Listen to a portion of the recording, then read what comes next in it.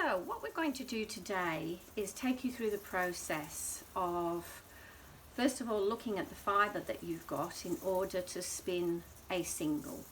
And there will be other videos that show the spinning of the single and the processing of it to, in the end, achieve a lofty, light, drapable, and yet resilient single.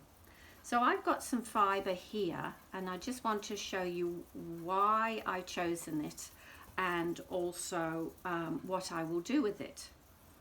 So this is all top, so it's all been commercially prepared, so there's no grease in this fibre. This one here is pure black. It's been in the packet for quite a while, and as you can see, it's fairly condensed and flattened. So before I do anything with it, I will be opening up the packet and allowing the top and the fibre to spring back into its natural state. I mean, the poor fibre has been through quite a process to get to this top. It's been scoured and combed and all sorts of things. It's had, just through the sheer process of it, some heat, and then it's been shoved in a packet.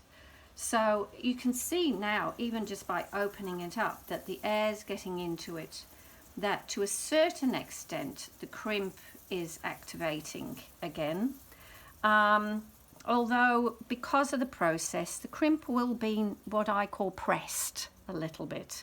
So if you really want this to bloom and thicken out, then if you hold it over some steam, that will activate the crimp again and make it a little easier to spin. So we'll just leave that to one side and just let it open up a little bit.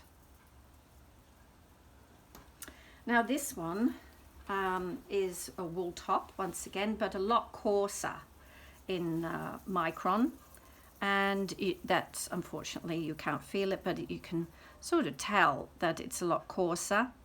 I'm not particularly fond of the colour, but that's immaterial because I can over dye it.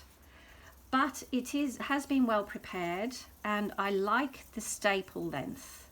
I like the staple length that it's reasonably long, and this would be really good for spinning a thick and thin yarn.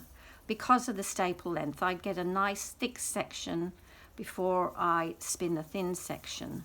So that's why I've chosen this. It would also spin into a single, my little finger width very well.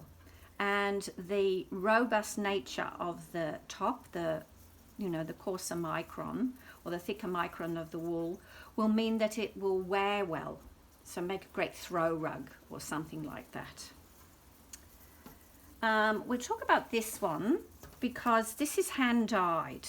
So this is actually part of some dyeing that we did for my bats.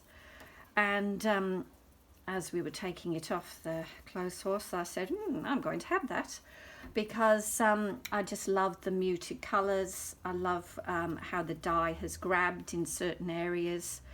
And you can see that hand dyeing something definitely opens up the top, makes it a little buffier. But the key to hand dyeing and for future spinning of hand dyed is the rinsing.